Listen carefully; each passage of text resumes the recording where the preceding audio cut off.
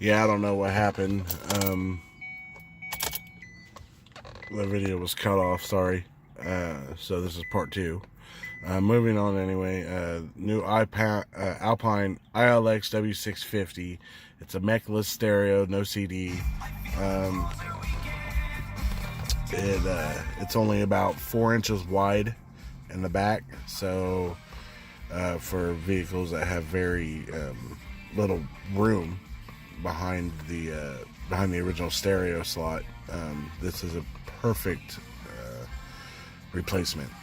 As far as Alpine goes, it's one of the best in the business. As far as their prestige, I love Alpine. They've never given me any problems until I got this deck. There is an issue with it. They think one of the diodes are bad in it. They're going to replace it. It's going to be fixed Friday. It's not a big deal. But as I was trying to say earlier in the video before I realized it was cut off, it does not have an IR blaster, which means you cannot run a remote control, a regular Alpine remote control to it. Now, there are pros and cons to this remote control that I had to do. This is a marine style remote control. It floats. It's waterproof. Awesome. The problem, my con on the whole thing was it's expensive. It was $150 to have it installed and for the remote. But the pro is, since there is no IR blaster, I don't have to point this at the stereo to turn it up or down or change tracks or pause it or turn it off or anything. I can literally point this thing at the floor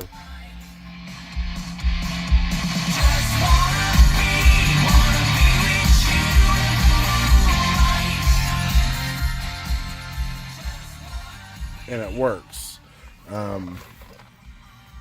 So to me, it's worth it because having a remote, you can have this thing in your pocket, and be outside your car walking around and be able to turn it up, turn it down, change tracks, things like that.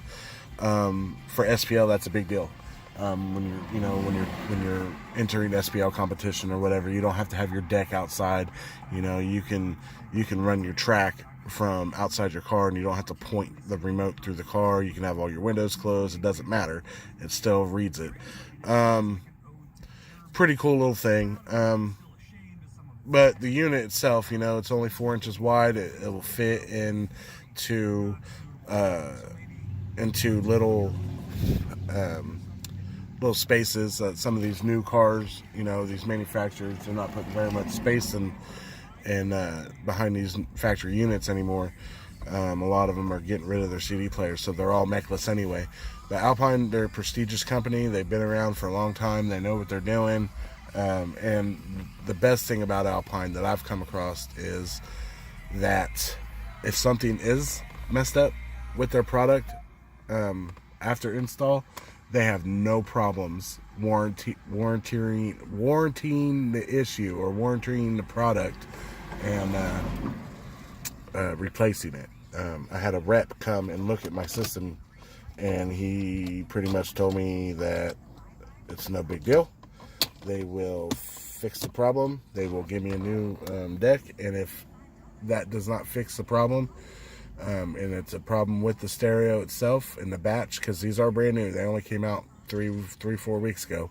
That he will butt me up to the more expensive unit, which is the ILX 207, I think. Which is still a mechless unit. It just comes with some other options and things like that. But as far as that it's clean. The car's not clean, but the just the way it sits in here, it almost looks factory, and I'm really happy with that. So it does come with Android Auto and Apple CarPlay. They were able to integrate that down into my factory USB down here, so all this stuff works still. They were able to integrate my factory USB and put the Alpine USB in there, so all my Apple CarPlay stuff works, all my Android Auto stuff works.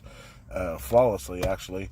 It's not glitchy. It's not, I mean, it's really on point. I'm really happy with the way it's come along. It's really, really, really neat what they can and can't do nowadays. So anyway, since I had to cut the other video short, Phoenix Golds in the doors, components, 6.5s, and a 2-inch dome silk tweeter. We'll go ahead and do the back again. People are friendly. 600 by 4 Phoenix Gold, 4-channel amp, MRV M1200, mono amp. It's a 1200 RMS. Got a dry cell deep cycle battery. I think it's like 3400 watt battery or whatever. And I also got a dry cell underneath the hood of the car also. And then moving to the trunk, where all the action happens, is the Alpine Type R 12, the new version. They're only rated 750 RMS per sub. Got a Q-Bomb SPL box in here. It's very deep. Goes way back. I might be changing my box out. I'm not really sure yet. Been looking at a guy who builds box out of Sacramento, California, called Bobby Gately. Sorry about the car. He's an awesome box maker, and look into him. I give that guy props. He's fantastic. But yeah, that's pretty much the rundown on the audio system in the car so far. I need to get the front windows retinted. They're horrible. They just look crappy. Became part of Street Kias. I need to take some of these stickers off that I don't have anymore. All the components, the Fosgate stuff and the DD stuff needs to come off. I need to take those off since I don't have that stuff in my car anymore. Just haven't got around to it yet. eGraphics, want to give them a shout out. They do excellent work as far as graphics for your car. They do wraps. They do tinting. Great company. Good company here in Wichita, Kansas. Anyway, that's pretty much it so far. Might be adding some 8-inch Alpine, maybe some 8-inch Alpine kicks in the kick panels eventually. It just depends on money and that everything that goes along with that. So until then, that's what I have in there so far, upgraded, and there'll be more to come. All right, thanks.